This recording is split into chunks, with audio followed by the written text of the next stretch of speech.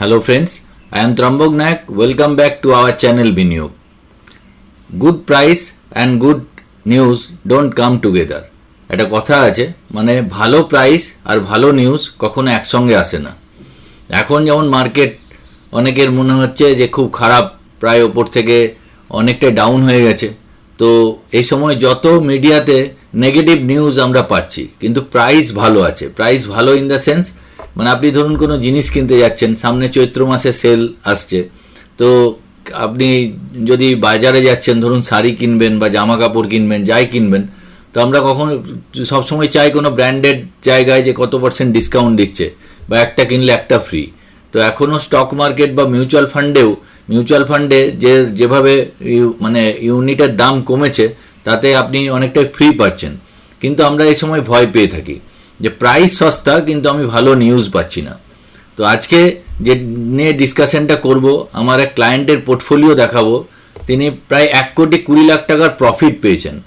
মানে 1,20,00,000 টাকা maturity amount নয়, 1,20,00,000 টাকা প্রফিট। মানে ইনভেস্টমেন্ট করেছেন একটা জায়গায়, সেখান থেকে 1,20,00,000 টাকা তার প্রফিট আসছে।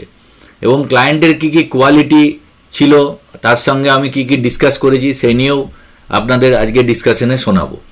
তো চলুন আপনাদের জাস্ট স্ক্রিনে নিয়ে যাই যে ক্লায়েন্টের জাস্ট কারেন্ট পোর্টফোলিও কী আছে আমি দেখাচ্ছি, এবং ডে মানে প্রত্যেক ইয়ার অনুযায়ী আমি দেখাবো যে ক্লায়েন্ট কিভাবে প্রসপেক্ট করেছে। তো রিসেন্টলি আমি একটা নিউজ দেখছিলাম, এখানে মিউচুয়াল ফান্ডসের why are investor stopping their SIP, expert says this.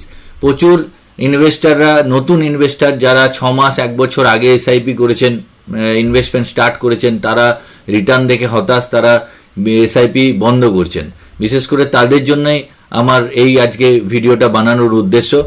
তো যেটা আমি বলছিলাম, আমার ক্লায়েন্টের পোর্টফোলিও যদি আমরা যাই, এখানে আমি জাস্ট খুললাম আমি এখানে। তো ওনার ক্লায়েন্টের আমি এনজে ওয়েলথের সঙ্গেই কাজ করি। তো আমার যে ক্লায়েন্ট, তার ইনভেস্টমেন্ট এনজে ওয়েলথেই আছে। তো এখানে ডেট দেখতে পাচ্ছেন 29/3/2025। তো 61,39,000 টাকা মতো ইনভেস্টমেন্ট, তার কারেন্ট ভ্যালু আছে 1,82,03,316। মানে আপনারা বিশ্বাস করতে পারছেন যে 1,20,00,000 টাকার প্রফিট। তো এই 1,20,00,000 টাকার প্রফিট কিন্তু একদিনে আসেনি। ক্লায়েন্ট প্রচণ্ডভাবে সিনসিয়ার ক্লায়েন্ট।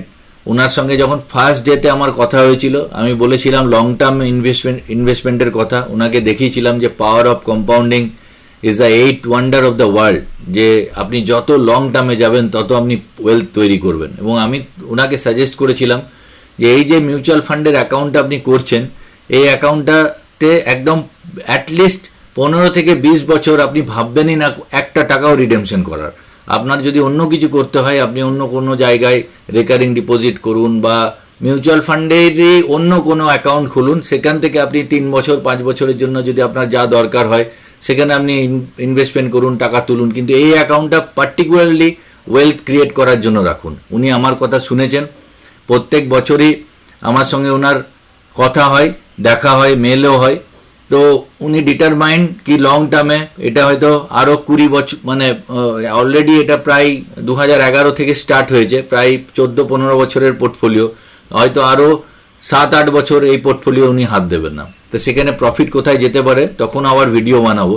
তো আমি জাস্ট দেখাচ্ছি 2011-তে ক্লায়েন্ট যখন আমার সঙ্গে ফার্স্ট যোগ দিয়েছিল, তখন তার ভ্যালুয়েশন কী ছিল স্ক্রিনে দেখুন। এখানে আমি জাস্ট 2011 চলে যাচ্ছি। 2011-এ দেখুন 80,000 টাকা ইনভেস্টমেন্ট করে, এখানে আমি দেখাচ্ছি আপনাকে, বড় করেই দেখাচ্ছি। দেখুন 80,000 ইনভেস্টমেন্ট করে আপনার রিটার্ন আসছে 75,762। এটাই 2011 জায়গায় 2012। তাহলে অনেকটা এরকম সিমিলারিটি পাওয়া যাচ্ছে যে ইনভেস্টমেন্ট করে রিটার্ন নেই। 2012-তে 3,07,875 টাকা ইনভেস্টমেন্ট করে 2,99,648। মানে এখানেও 2 বছর কেটে গেল এসআইপির থ্রুতে। ওনার 35,000 টাকা করে এসআইপি ছিল, তো 2 বছর কেটে গেল এসআইপির থ্রুতে, কিন্তু কোনো রিটার্ন নেই। 3 বছরের মাথায় দেখি 2013 সাল।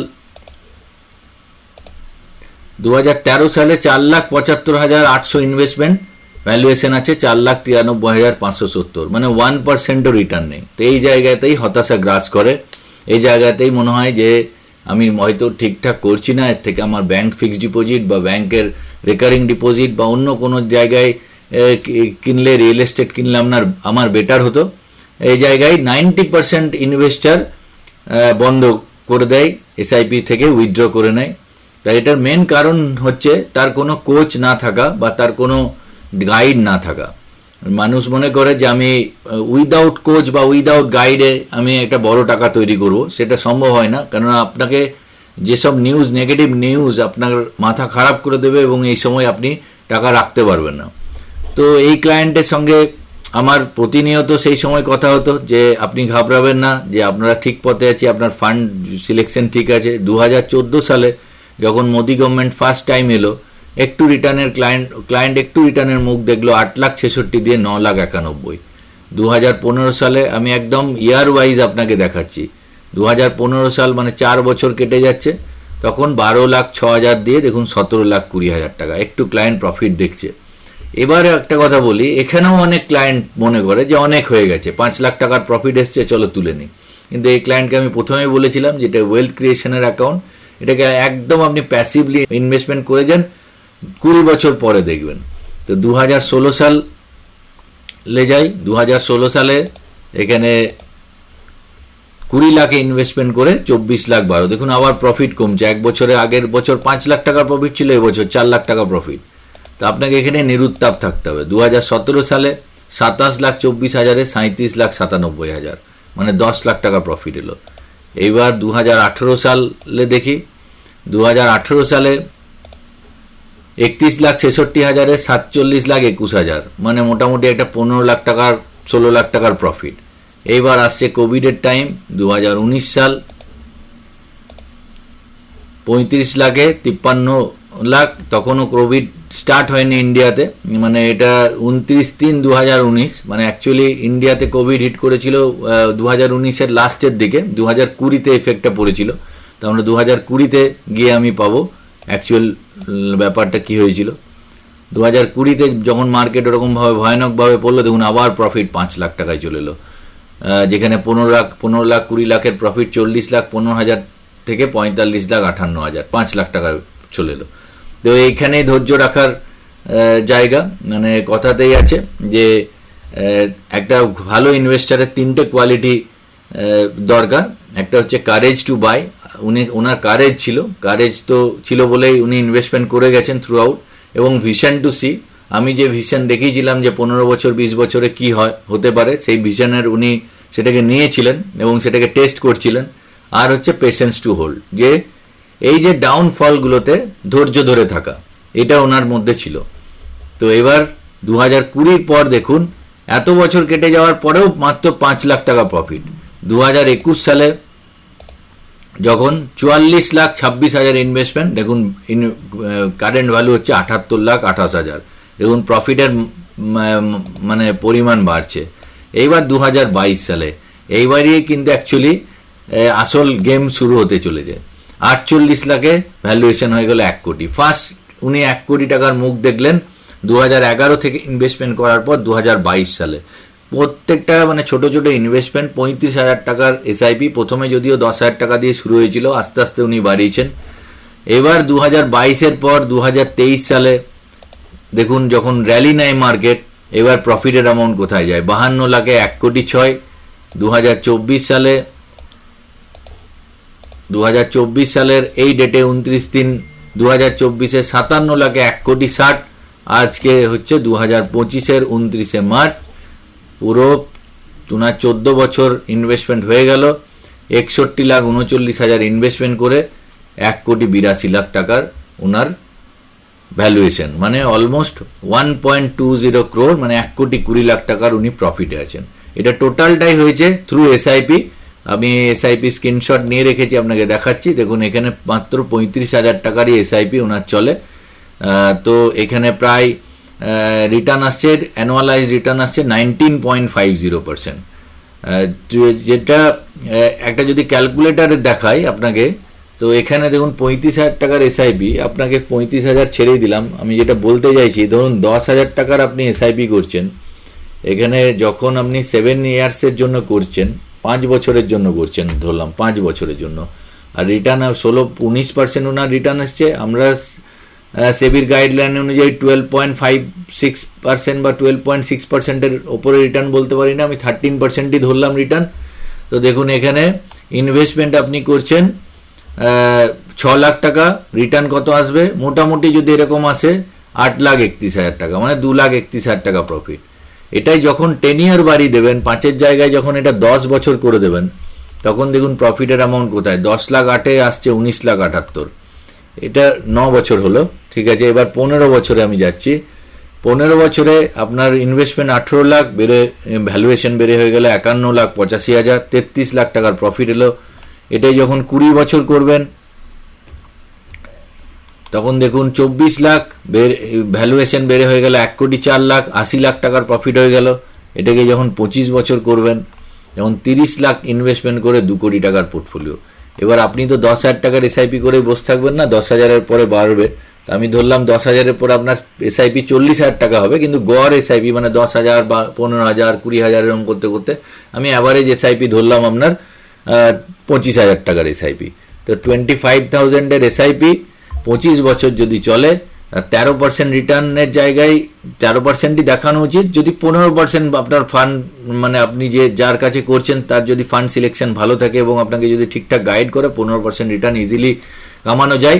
তাতে 75 লাখ টাকা আপনার ইনভেস্টমেন্ট করলে 7 কোটি টাকার পোর্টফোলিও হয়। তো 7 কোটি টাকা is not a matter of joke, একটা অনেক বড় টাকা আমাদের মধ্যবিত্ত বাড়ির ক্ষেত্রে। তো এইভাবে এসআইপিতে যদি আপনারা ইনভেস্টমেন্ট করে যান লং টার্মে, তাহলে এইরকমই ওয়েলথ ক্রিয়েট হয়। যেটা আমি জলজান্ত প্রমাণ আপনাকে দিলাম আমার ক্লায়েন্টের, এরকম একটা ক্লায়েন্ট নয়, এরকম অনেক ক্লায়েন্টের মানে উদাহরণ আমি আপনাকে দেখাতে পারি। আমার সঙ্গে যদি আপনি বসেন, আমার অফিসেও আসেন, এরকম আমার প্রচুর ক্লায়েন্ট আছে যারা 1 কোটি, 2 কোটি, 3 কোটি টাকার ওয়েলথ বানিয়েছে। তো এই ক্লায়েন্ট পুরোপুরি ডেডিকেটেড এসআইপি ইনভেস্টার, তাই আপনাদের সাথে শেয়ার করলাম। তো যেটা সেখান থেকে শিক্ষা নেওয়ার বিষয় হচ্ছে, মেন হচ্ছে যেটা 3টে কোয়ালিটি থাকতে হয় একটা ইনভেস্টারের। 3 qualities you need: courage to buy, vision to see and patience to hold. এই 3টে জিনিস আপনি যদি আপনার যদি থাকে, তাহলে আপনি বড় টাকা তৈরি করবেন, কেউ আপনাকে আটকাতে পারবে না। আর 2 নম্বর হচ্ছে good price and good news don't come together, যে ভালো প্রাইস এবং ভালো নিউজ কখনো একসঙ্গে আসে না। ভালো প্রাইস মানে সস্তা প্রাইস যখনই আসে, তখন নিউজ খারাপ আসবে, এটা আমাদের মাথায় রাখতে হবে। এবার কিছু কমেন্ট নিয়ে আলোচনা করব। কিছু কমেন্ট আমার কাছে এসছিল,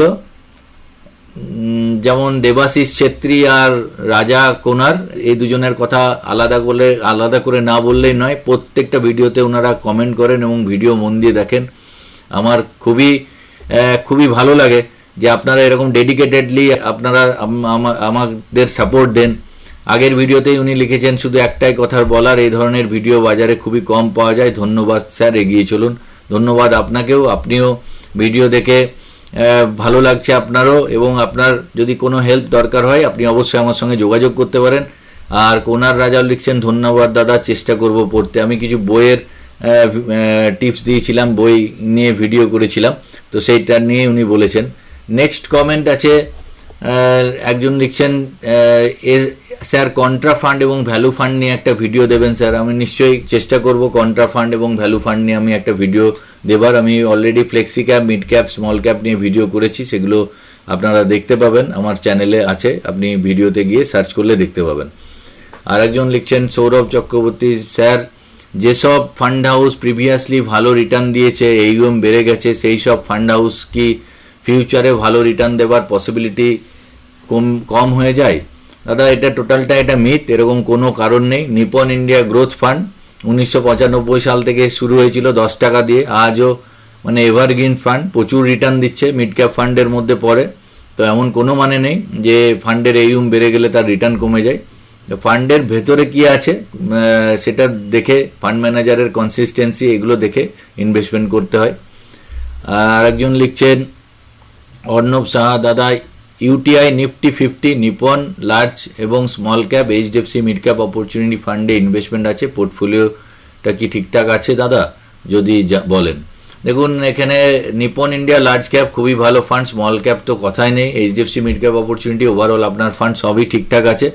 আর নিফটি 50, ইউটিআই নিফটি 50, দেখুন আমি বলবো ইন্ডেক্স ফান্ডে ইনভেস্টমেন্ট করা ঠিক আছে যদি আপনি একদম ইনোসেন্ট ইনভেস্টার হন, যদি আপনার মিডিয়া অন্য ধরনের হয়, আপনি একদমই সময় পান না বা আপনার কোনো অ্যাডভাইজার নেই, তাহলে আপনি ইন্ডেক্স ফান্ডে যান। কেন ইন্ডেক্স ফান্ড, ওয়ারেন বাফে বলেন যে একদম ইনোসেন্ট ইনভেস্টার, যে কিচ্ছু জানে না, তার ইন্ডেক্স ফান্ডে ইনভেস্টমেন্ট করা ভালো।